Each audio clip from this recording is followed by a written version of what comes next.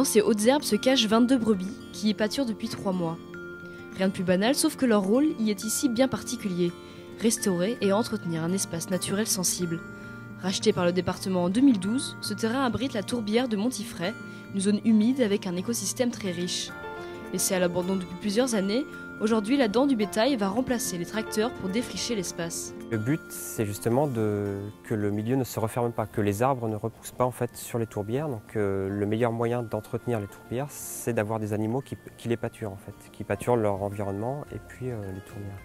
Les brebis pâturent sur les 6,5 hectares. Alors en fonction des saisons, en fait, il y a des endroits où elles peuvent aller et d'autres pas, pour préserver le milieu. L'éco-pâturage regroupe de nombreux atouts. Préserver l'écosystème, être moins cher et plus respectueux de l'environnement. Mais il a aussi un atout pédagogique. Faisant partie des 21 espaces naturels sensibles d'Indre-et-Loire, la tourbière de Montifray a pour volonté d'attirer du public. Des promeneurs du dimanche aux classes de primaire, il est primordial pour le département de sensibiliser à la rareté de ces sites.